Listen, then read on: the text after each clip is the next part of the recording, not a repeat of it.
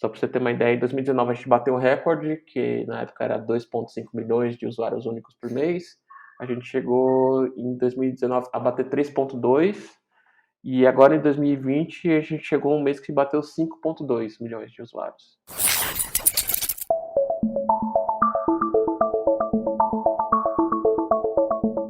Olá pessoal, tudo bem? Eu sou o Felipe Barreto e essa é a versão 1.3 do Solvercast, o podcast quinzenal da Solving com líderes de tecnologia compartilhando um pouco dos desafios e estratégias das suas empresas.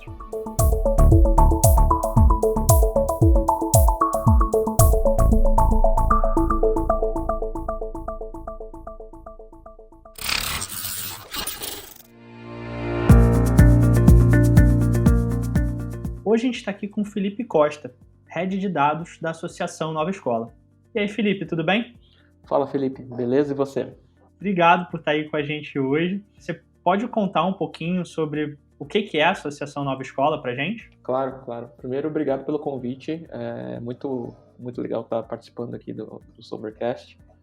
Bom, vamos lá. A Nova Escola, ela é um negócio social, sem fins lucrativos, que a gente entrega conteúdos, produtos e serviços para toda a jornada do educador, né? Então, a gente está no dia a dia do educador, e nosso objetivo principal é fortalecer o educador para poder transformar a educação pública brasileira. Então, que a gente consiga levar e ajudar o professor a entender melhor os conteúdos, a conseguir preparar uma aula melhor, a estar alinhado às diretrizes da BNCC, que é a Base Nacional Curricular, né?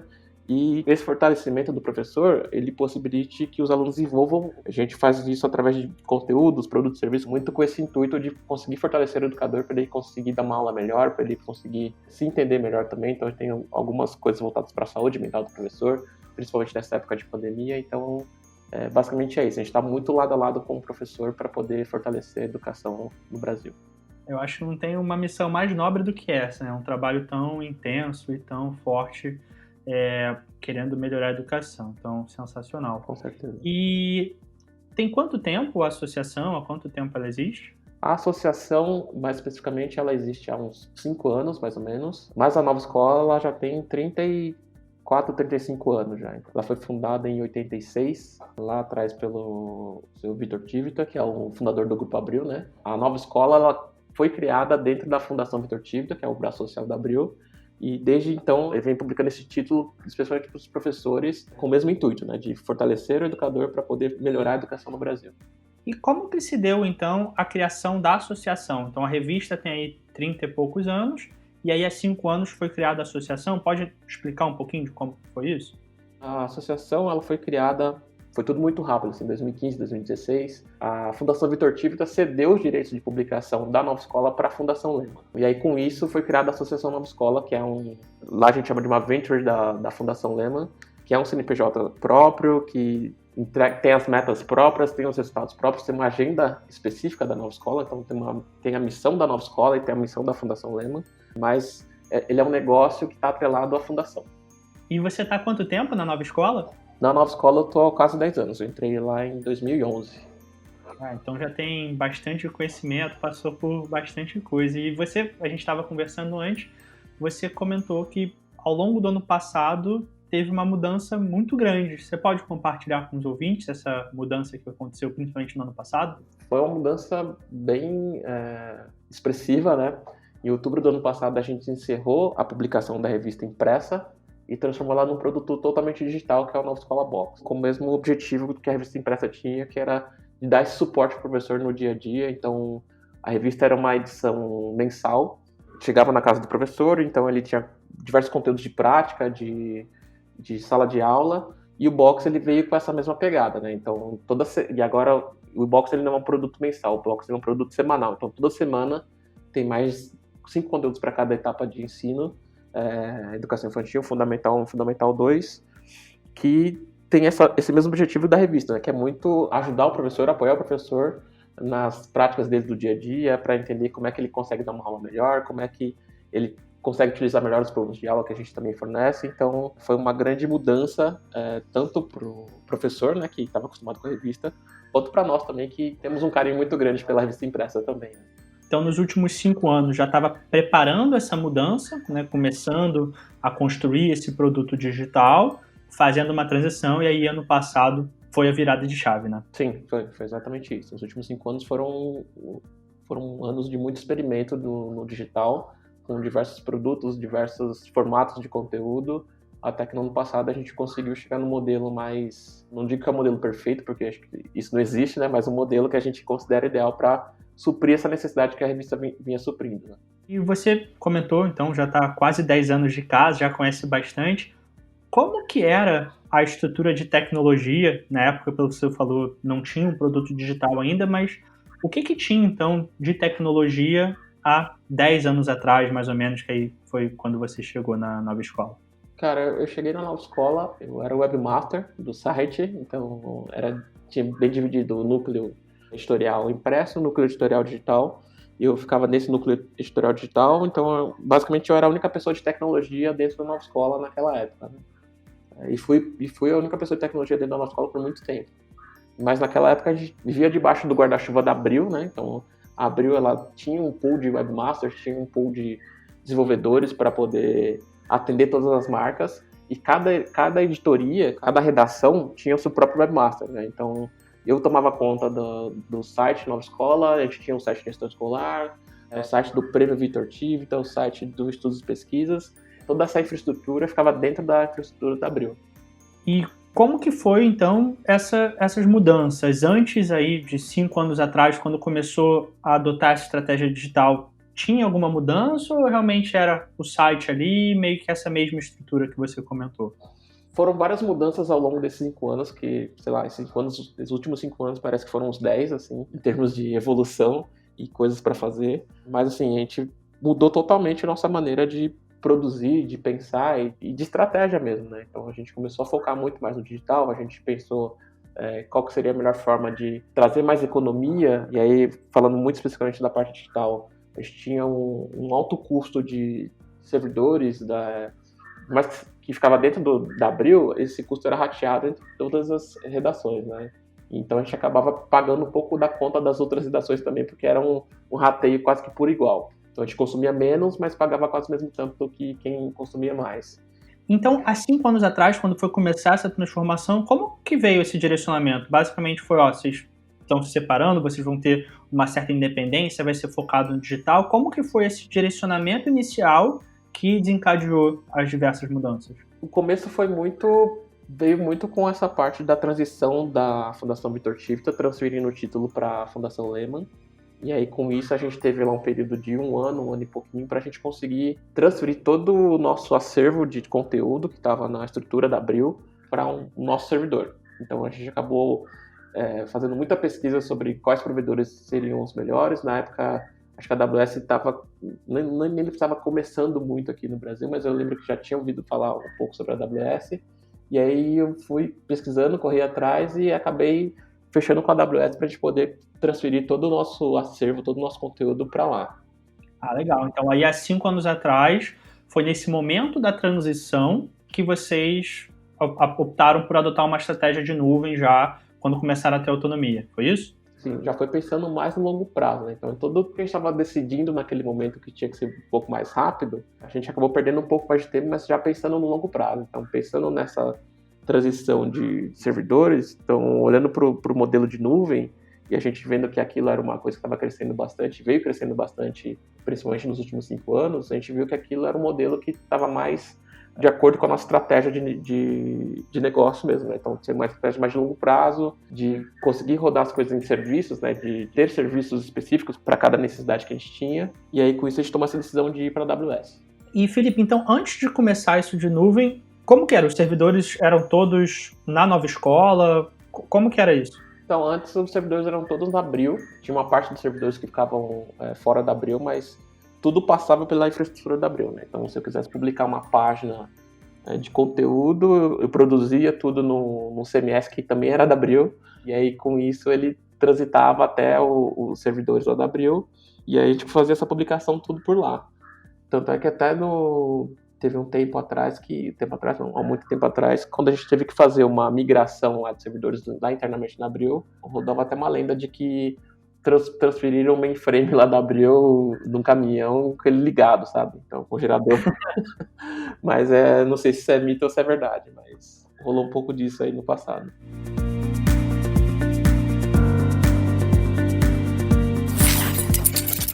Então, pode dizer que acho que essa decisão, essa estratégia de aproveitar esse momento de grandes mudanças para ter uma estratégia de nuvem trouxe para vocês muita autonomia, otimização de custos? Quais foram os principais benefícios? Não vamos nem falar de agora, mas naquele momento que vocês viram de imediato em adotar essa estratégia, então há 4 anos atrás, né, ao adotar essa estratégia, que já foram benefícios para vocês? Logo no primeiro ano a gente viu uma economia gigante. Falando em número assim bem por cima, a gente viu uma economia de quase 80% no nosso orçamento de infraestrutura, assim, de TI mesmo, sabe? Caramba, é uma economia e tanto. Não porque o serviço era ruim ou bom, enfim, mas era um serviço muito caro. E aí, indo para o sistema de nuvem, a gente conseguiu trazer essa economia gigante. Por mais que ainda na época o dólar estava razoavelmente barato, né? Foi uma baita economia. Além da economia financeira, do ponto de vista de operação, no primeiro momento, o que teve de impacto? Cara, de operação foi também muito benéfico, porque a gente começou a definir os processos do nosso lado, né? Então, antes a gente definia, todos os processos eram definidos pela Abril, a gente tinha que seguir esse processo para que as coisas andassem do jeito mais corretamente possível, né? Então, dependia muito, se eu quisesse fazer uma alteração específica de servidor ou de DNS ou qualquer coisa, que é para poder, sei lá, mudar o nome de algum endereço de servidor, mudar algum IP, alguma coisa assim, eu teria que abrir um chamado, esperar só uma semana para passar por uma equipe de segurança. Sempre foi muito burocrático o processo, né? Não que a burocracia seja ruim, mas quando você está falando do digital, você tem que ter um pouco mais de autonomia e um pouco mais de velocidade, né? Então, isso ajudou bastante a gente a ter mais velocidade. Então, a gente ter o nosso próprio servidor, a gente conseguir configurar nossas próprias contas, a gente conseguir fazer mudanças pequenas, assim, que levariam, sei lá, 3 semanas, a gente conseguia fazer em 1 hora. Então, acho que isso trouxe bastante benefício nos processos também. Então, olhando para 4 anos atrás, vocês começaram a adotar uma estratégia de nuvem, conseguiram economizar, vocês conseguiram ter mais velocidade, mais autonomia, que também estava associado, claro, à mudança da estrutura, e começaram, então, a olhar firme e forte para o digital e planejar o digital. Depois, então, né, desses últimos 4 anos, quais foram as principais mudanças que aconteceram? Nesses últimos 4 anos, a gente começou a focar muito na estratégia de produto, né, em essa mudança de cultura na nova escola mesmo. A gente era uma organização muito focada em projetos, que é muito focada em executar projetos com outras organizações, com parceiros, e a gente começou a adotar mais a cultura de produto, em criar nossos produtos, em testar mais nossos produtos, em falar mais com o professor. Então, foi uma mudança bem radical na cultura mesmo da nova escola. E você, como head de dados, pode compartilhar um pouco das mudanças que você tem liderado aí dentro? Eu assumi como head de dados na nova escola no final do ano passado, acho que fez 1 ano agora em agosto. Mas foi um puta desafio, assim, porque a gente já tinha tentado ter essa iniciativa de dados, da área de dados na nova escola algumas outras vezes, e a gente, inclusive, até algumas outras vezes já tinha falado com você sobre isso, né? Tinha te procurado para me ajudar com uma consultoria, e aí essas tentativas não daram muito para frente, né? E aí eu era Product Manager na nova escola em 2018, 2019, e aí no ano passado me convidaram para assumir essa área de dados e falaram, você vai ter que estruturar essa área, contratar pessoas e fazer funcionar. E aí eu falei, beleza, mas desde que não seja uma área de BI, né? Seja uma área de dados para produto, né? Que eu não quero só ser um gerador de relatório, ficar exportando relatório ou gestor de KPIs. Eu quero fazer com que a escola tenha uma cultura de dados também. Então foi bem legal porque eu tive essa oportunidade de poder criar essa área do zero e pensar mais estrategicamente como é que uma área de dados deveria ser numa organização de produtos. Então esse processo tem sido bem legal. Eu imagino o desafio porque essa sua mudança está muito próxima aí de quando foi a virada de chave 100% para o mundo digital, né? Exato. Então, na época eu lembro que eu estava atuando como PM de produtos editoriais e estava ajudando a Lívia, que é a PM do Box, a fazer os ajustes do Box também, e pensando também nas métricas que a gente ia começar a coletar do Box. Então foi uma época bem cheia de trabalho, assim, mas foi muito, muito legal. E como que se deu, então, nesse momento, pensando do ponto de vista aí de uma área de dados, tendo essa mudança para 100% digital, essa parte de planejamento, de o que a gente vai medir, O que vão ser os indicadores? O que a gente vai precisar olhar para a gente poder tomar melhores decisões? Como que foi esse planejamento? Aí eu não estou nem falando ainda da execução, Uhum. mas de definir do ponto de vista de estratégia para o negócio o que seria relevante. O primeiro passo do planejamento foi pensar muito no que a gente quer com essa área de dados, né? Então, como me chamaram para assumir essa parte, eu falei, cara, eu quero que seja uma área que seja estratégica, não operacional. Então, começa por aí. Então, pensar muito qual que é a estratégia da área para a organização. O segundo ponto foi assim, o que a gente precisa ter de informação para poder começar a pensar em fazer análise, né? Então, na época, a gente já tinha bastante informação, a gente sempre teve muito dado que a gente coleta, que a gente vinha coletando, mas estava tudo muito desestruturado. Então, o primeiro passo foi assim, organizar a casa para que a gente tenha dados confiáveis e relevantes que a gente consiga fazer análise no futuro, né? Então, o primeiro passo foi o passo mais básico possível, que é organizar a casa para a gente conseguir ter informação. E essa definição, então, essa organização da casa, quando que vocês podem dizer que vocês terminaram isso e falaram, ó, entendemos aqui para onde que a gente quer ir, dá para a gente começar a implementar essas ideias? Cara, a gente acho que fechou isso foi lá para outubro do ano passado, finalzinho de outubro. Bem junto com a transição. Bem junto com a transição. Foi com emoção, né? Mas foi assim, a gente pensou. Primeiro eu fiz uma rodada de conversa com os líderes da nova escola, depois fechei com algumas áreas também. Então, e aí dessas áreas eu perguntava o que você gostaria de saber, que dado pode te ajudar a responder. Então, eu fiz esse mapeamento de perguntas mesmo de negócio, perguntas, e aí eu deixei bem aberto mesmo, não fiquei focado só em perguntas do negócio na nova escola. Perguntas do mundo do professor, perguntas do mundo da educação que você quer saber, que dados pode te ajudar a decifrar, a responder.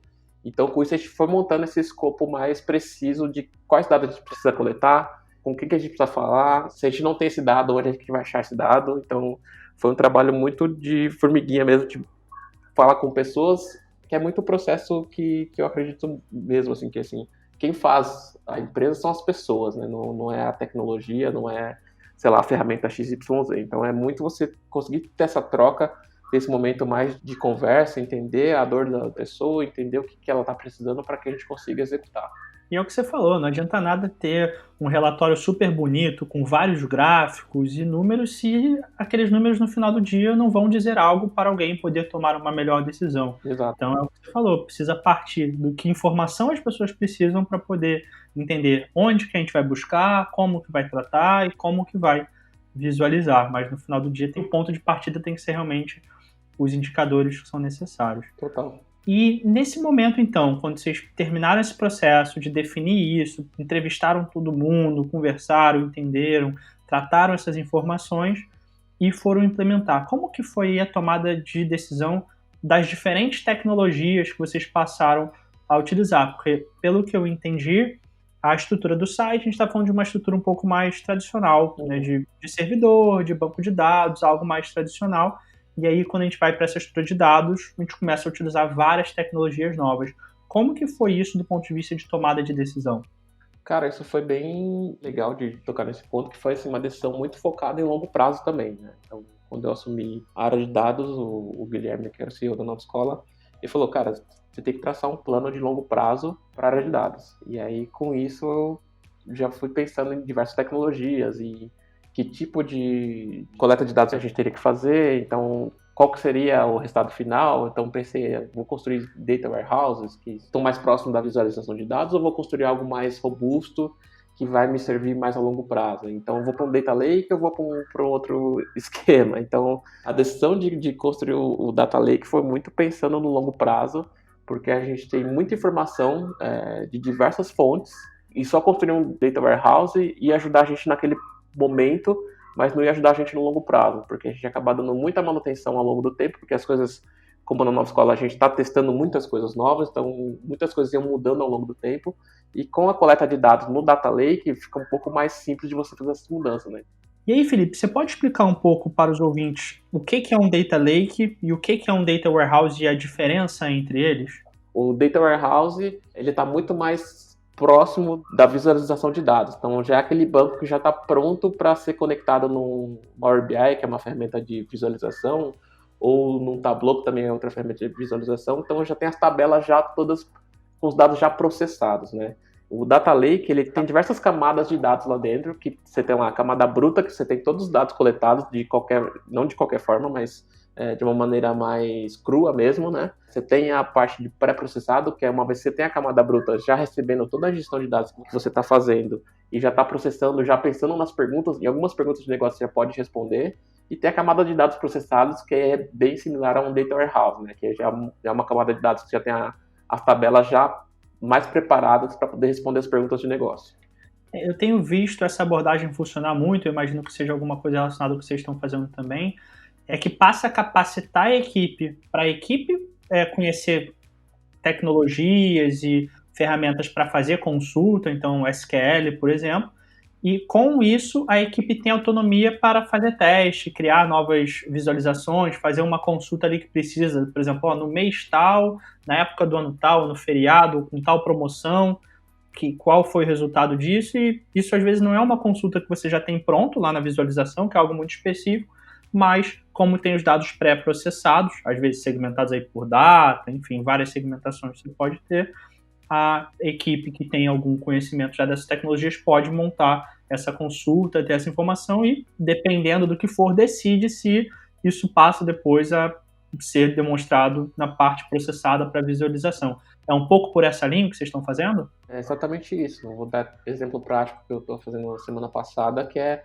a auditoria financeira de 2019. Então, já está em agosto de 2020, os dados de 2019 eles não estão na ponta aqui dos dados processados, né? Eles estão mais lá na parte de pré-processados, na camada bruta. Então, para fazer essa auditoria de 2020, eu estou usando só a camada de pré-processado. E aí, com isso, eu tenho muito mais facilidade de encontrar as informações que eu preciso. Vou demorar um pouquinho mais de tempo lá fazendo na query, porque a query, que é a consulta que eu vou fazer no banco, ele vai demandar um pouco mais de tempo, porque os dados não estão totalmente processados. Mas eu vou ter o dado lá, que eu vou ter esse histórico bem íntegro lá nessa camada de dados pré-processados, né? Então, facilita bastante do que eu ter que fazer toda a gestão desses dados. Mais que eu não vou usar esses dados nesse ano, eu posso até usar uma parte deles esse ano, mas eu não vou usar eles inteiros esse ano, eu tenho esse dado lá disponível para mim, para eu poder consultar e fazer essas análises mais específicas, né? Então, como você fala na linha do tempo, então a gente sempre tem dados processados mais recentes. No pré-processado, a gente tem recente, acho que até 1 ou 2 anos atrás, e na camada bruta você tem todo o dado lá e ele não precisa ficar totalmente disponível o tempo todo. A gente só vai pegando dados que a gente vai precisando que não tem nenhuma das outras camadas. Ajuda também bastante no custo, né? No custo de armazenamento de informação e nas consultas também, né? Felipe, pelo que eu imagino, a equipe digital cresceu bastante ao longo dos últimos anos, claro, adotando uma estratégia 100% digital, e principalmente agora a parte de dados também crescendo para poder tomar melhores decisões. Como que foi a estratégia adotada para capacitar a equipe, para conhecer essas tecnologias, para contratar? Como que foi essa estratégia? A contratação foi uma coisa bem difícil no final do ano passado. A gente estava com a equipe de 2 pessoas, era eu como gestor, mais 2 pessoas, 2 analistas, né? A gente estava procurando outra pessoa para poder atuar junto com a gente. Então, essa parte de capacitação de equipe e de recrutamento foi muito focada não só na tecnologia, mas também no que a pessoa está disponível para querer aprender. Então, ela tem interesse. Então, sempre que uma pergunta que eu faço sempre no recrutamento, se a pessoa já teve contato com a tecnologia que a gente está usando, ou com as plataformas que a gente está usando, e se ela não teve contato, se ela tem interesse em aprender. Então, normalmente a pessoa já abre as coisas e fala, tenho muita vontade de aprender, então saber a tecnologia não é um grande empecilho para a pessoa vir trabalhar com a gente. Acho que é muito mais entender um pouco da lógica, do conceito. Óbvio que tem que saber um pouco da tecnologia, mas se ela tiver disponibilidade para aprender e vontade, é muito bem-vindo. Com essa adoção da estratégia digital, você consegue compartilhar alguns números com a gente, de número de usuários, acessos, coisas aí que cresceram ao longo dos últimos anos com essa mudança para o digital? Falando em aquisição, assim, o site Nova Escola sempre foi muito forte em relação ao conteúdo, e nos últimos 2 anos teve um crescimento bem expressivo em número totais de usuários acessando, né? Então, só para você ter uma ideia, em 2019 a gente bateu um recorde, que na época era 2,5 milhões de usuários únicos por mês. A gente chegou em 2019 a bater 3,2, e agora em 2020 a gente chegou um mês que bateu 5,2 milhões de usuários. Então, Felipe, sobre o seu público aí de usuários, vocês têm um pouco de segmentação de idade, região? Vocês olham para esse tipo de dado?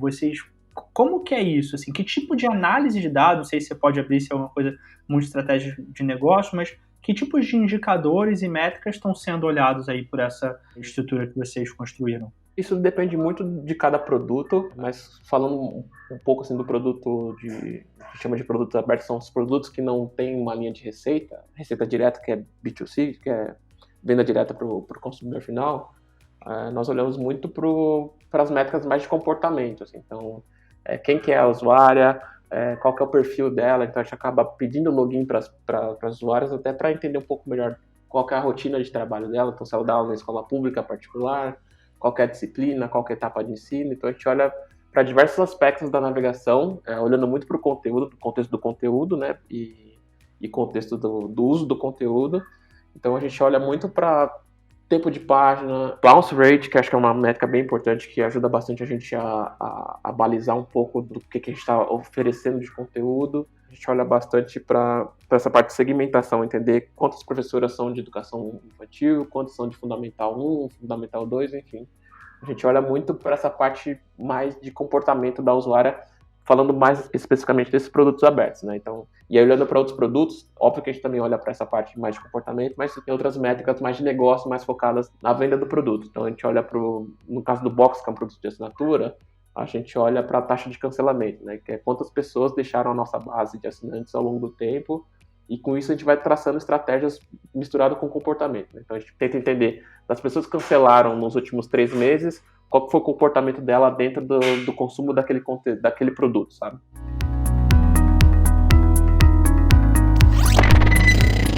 Bom, Felipe, você compartilhou um pouco para a gente aí de como era a nova escola lá atrás, como que foi o início da mudança para o digital, todo esse trabalho que vocês fizeram ao longo dos últimos anos para fazer a virada de chave 100% para o digital, como que foi essa virada 100% digital, esse crescimento da parte de dados para tomar melhores decisões, crescimento de equipe e tudo mais.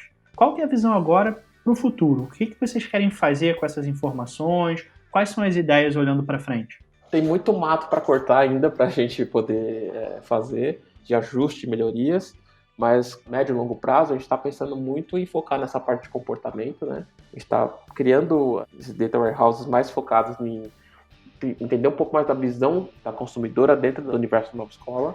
E aí, mais para frente ainda, a gente pensar em como é que a gente consegue casar isso com análises mais preditivas, análises mais prescritivas, né? Então, hoje a gente faz muita análise do passado, então respondendo perguntas do que aconteceu, por que aconteceu. Então, mais para frente a gente já quer entrar mais no modelo mais de modelagem, entender assim, com essas respostas do passado, o que a gente pode prever para o futuro e como é que a gente pode entregar mais valor ainda para os professores usando esses dados, né? Isso, como você falou um pouco lá atrás, já tinha um desafio de contratação de equipe, crescimento de equipe, de capacitação, e eu acho a abordagem de vocês sensacional, um pouco do que a gente adota também. Não tem como a pessoa já vir conhecendo as ferramentas, mas tendo muita vontade, conhecendo os conceitos, é muito importante. Mas como que você vê a estruturação desse time para continuar crescendo e continuar montando novas soluções? Cara, acho que o pontapé inicial para construir tudo isso foi pensando não só no time que a gente tem internamente, mas pensando em que tipo de força a gente precisaria para poder construir. Então, no primeiro momento, eu acho que como a gente tinha bastante pressa para poder fazer e vontade também de fazer e não tinha tempo para fazer recrutamento, enfim, a gente procurou um parceiro que fosse realmente um parceiro nosso para poder fazer isso, né? Então, a gente procurou a Solving para poder ajudar a gente a construir essa parte essa estrutura que a gente estava querendo, né? Que a gente está querendo construir. E aí a gente está pesando assim ao longo do tempo o quanto vale a gente internalizar essa parte de engenharia de dados e o quanto vale a gente deixar isso como um recurso externo, né? E acho que o equilíbrio acaba sendo um negócio muito legal, né? Uma coisa que eu acredito muito é que dentro de casa você tem a maior velocidade e o conhecimento do negócio que você não tem. Mas às vezes o parceiro externo ele consegue vir com novas ideias, boas práticas, o que até ajuda a dar mais velocidade para o time interno, né? Exato, e foi exatamente que isso aconteceu com a Soul, né? Então a gente tinha um escopo lá fechadão, mas a gente trabalhou no escopo aberto no dia a dia, né? Então tinha mudanças que a gente precisava fazer ao longo do projeto que a gente foi fazendo e foi mudando o projeto e foi adicionando coisas que que a Solvay foi trazendo para a gente também como melhoria. Então, toda a parte de arquitetura mesmo foi uma proposta da Solvay, a gente foi lá, deu uma validada, falou, cara, é isso mesmo, muda isso ou aquilo, mas foi algo muito parceria mesmo, tipo, de entender qual que é a necessidade que a gente tinha e conseguir executar isso junto com a gente. Então, foi um trabalho muito de 4 mãos, né? Então, foi muito a gente botar a mão na massa, a Solvay também colocar a mão na massa e a gente conseguir construir tudo isso. Eu fico feliz demais de ouvir isso, até porque, como eu falei no início do nosso episódio, não existe uma causa mais nobre do que a de vocês. Todo o trabalho que vocês fazem pela educação no Brasil realmente é algo muito motivador. Então, nos deixa muito feliz aí poder contribuir de alguma forma com isso. E aí, Felipe, para a gente fechar aqui o nosso episódio, quem quiser saber mais sobre a nova escola, tem o link aqui na descrição do episódio para conhecer mais sobre a associação, sobre os produtos, sobre os conteúdos que eles entregam. E eu queria fazer uma última pergunta para a gente fechar, né? Se não tivesse problema de recurso, não falta dinheiro, não falta braço, tem tudo, o que seria aí para você, como head de dados da nova escola, o que você queria alcançar? Você falou um pouco aí das coisas de futuro, preditivo, mas uma solução aqui sim que você gostaria muito de implementar. Vai muito de encontro com o objetivo que eu tenho para esse ano para a área, né? Que é muito conseguir mudar essa cultura, mudar não, levar essa cultura de dados para a organização. Então é uma coisa que a gente já vem fazendo ao longo desse ano e óbvio que não dá para fazer essa mudança de cultura sem ter uma estrutura para isso, né? Então a gente está meio que andando com as duas coisas ao mesmo tempo, mas o objetivo principal que a gente tem esse ano é conseguir levar essa cultura de dados para a nova escola, que a gente consiga usar os dados para tomar decisões e pensar em processos. Então é muito do processo que a gente vem fazendo ao longo desse ano. Então acho que óbvio que a tecnologia vai dar esse suporte, vai ajudar a gente com esse suporte mais específico, mas acho que se não tivesse as pessoas não abraçarem essa cultura, a gente não vai conseguir chegar em um lugar muito longe, né? Felipe, obrigado por compartilhar um pouco com a gente do que vocês construíram ao longo dos últimos anos, compartilhar essa visão de futuro de vocês e por ter aceitado o convite e participado do Solvercast com a gente. Cara, eu que agradeço o convite, estou disponível aí sempre que precisarem e contem comigo. É uma honra poder participar aqui e conseguir levar conteúdo para outras pessoas. Obrigadão. Obrigado também aos ouvintes por participarem com a gente em mais um episódio. E lembrando que temos as lives no Instagram da Solvay com os convidados, então teremos uma live com o Felipe. Quem quiser tirar dúvida, fazer mais pergunta mais específica, só acessar no Instagram, que no dia 22 de setembro teremos uma live que qualquer um vai poder interagir. Se você estiver ouvindo esse episódio depois do dia 22 de setembro, a live está gravada no nosso perfil, só acessar lá e saber um pouquinho mais do que o Felipe contou com a gente. Um abraço e até o próximo Solvercast.